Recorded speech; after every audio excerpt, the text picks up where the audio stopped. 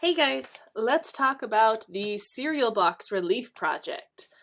So, for this, it's all about using that really thin cardboard from the boxes you find in your pantry, like cereal boxes or crackers or any sort of those thin cardboard boxes that you have in your pantry. That's what we use for these. Now, what's cool with these, it's all about how you layer up your items. So, like this one is from a fellow art teacher I saw online that inspired this whole project. Look at how many individual pieces they used for this.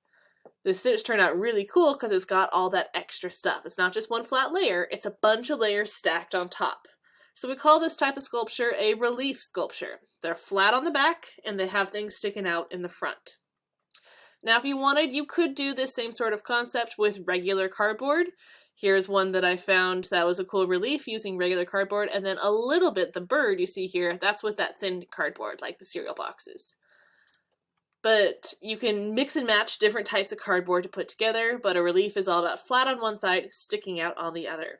Here's my process for doing mine. I decided to do a wolf, or kind of an abstract wolf at least.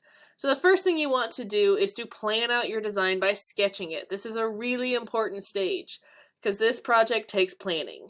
If you try to just wing it and start cutting up cardboard before you think about it, you might run out of cardboard before you're able to get it done. So sketching's important. First, I sketched my full wolf of kind of what I planned my finished product to look like.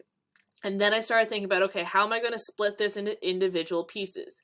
Because the more pieces and layers we can glue together, the cooler this is going to look. So I thought, okay, I'll have my big flat piece for the full head, and then I'll cut out the forehead and the snout, and then we'll have my ear pieces I'll add on, then the forehead, the eyebrows, the eye sockets, the eyes, the nose will be 2 layers, a mouth, and then some fur. So I planned this all out. Then as I started cutting, I recommend you start with your biggest piece. So I started with the full backside and full shape of the head.